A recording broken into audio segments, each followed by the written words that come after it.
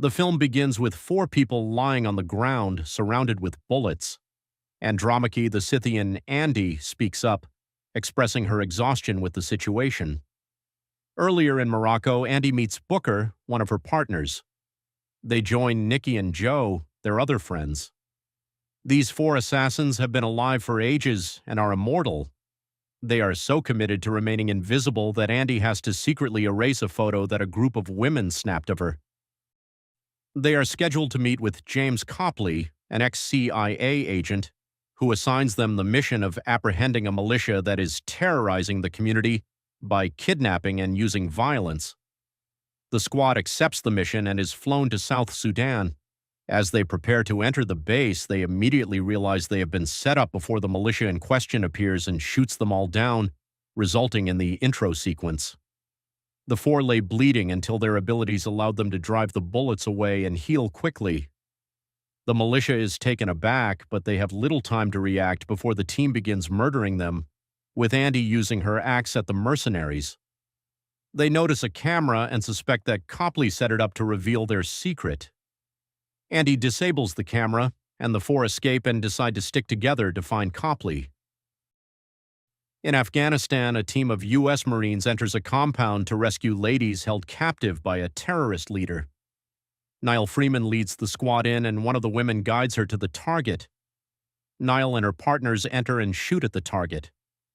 She tries to stop his bleeding and bring him in alive, but he grabs a knife and slices her throat. Niall's partner, Dizzy, goes to treat her wound as she appears to lose consciousness. As a result, the four assassins share a vision of Niall and realize there is another like them out there. They change direction and set out to find her.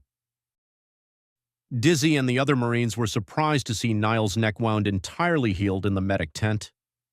Copley attends a presentation in London by his employer Merrick, who wants his company, Merrick Pharmaceuticals, to potentially save millions of lives through their discoveries. Copley shows Merrick the footage of the assassins after the mission, and while he is impressed, Merrick wants hard physical evidence for his studies. Following the event, Niall is isolated by her teammates, and she is informed that she will be transported to Germany for additional testing despite her concerns. Before she is captured, Andy intercepts her and kills the other soldiers before taking Niall with her.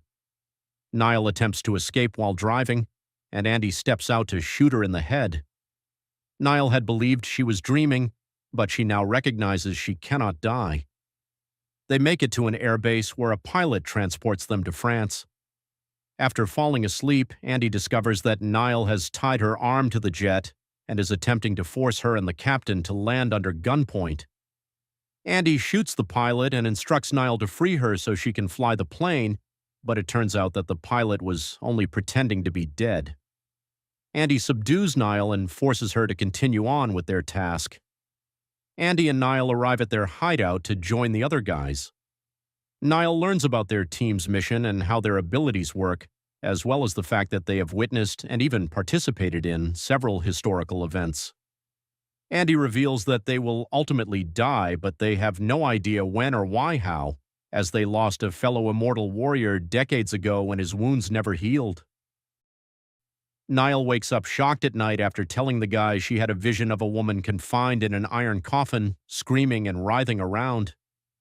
Booker tells her that the woman was Quinn, their old colleague and the first of the immortals Andy discovered. They were wonderful friends and companions until they were apprehended and repeatedly slain by humans who considered them inhuman.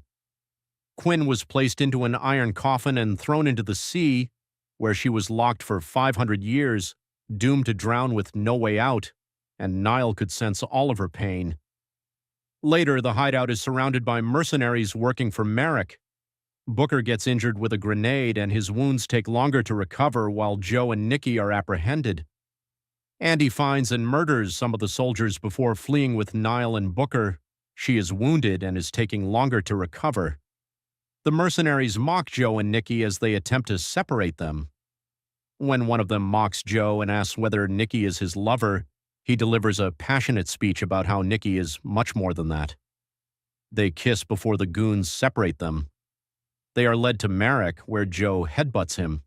He retaliates by repeatedly stabbing Joe in an attempt to prove their immortality. Merrick transports Joe and Nikki to the lab while demanding that the other immortals be found. Andy, Niall, and Booker enter an abandoned mine where they find some of their stuff. Andy is concerned that they would be tracked after she was wounded by one of the men back at the hideout. Niall's newfound destiny continues to perplex her as they plan their next move.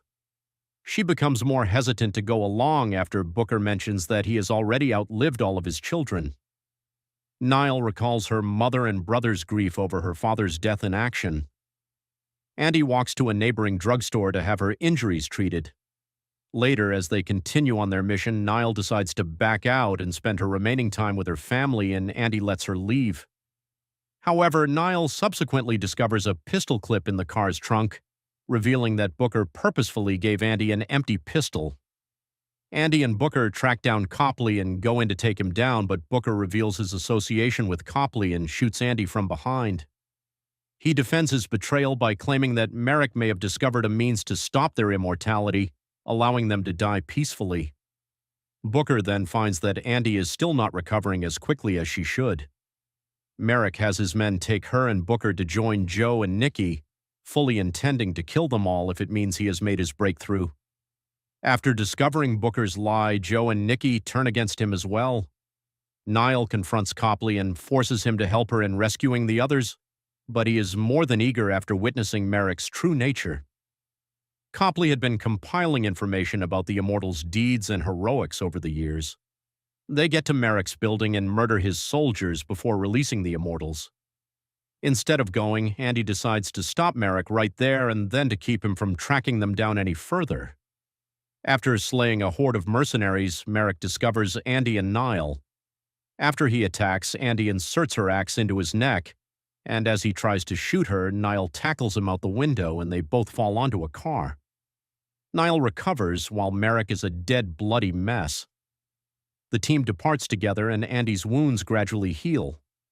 Copley helps set up Niall's situation as being killed in action, which means her family will have to grieve her in the same way they mourned her father. Meanwhile, the other immortals exile Booker for a century due to his betrayal, and he bids them farewell. The others agree to continue working with Copley as long as he can keep them secret. 6 months later, Booker drunkenly arrives to his Paris apartment. He is greeted by an unexpected visitor named Quinn.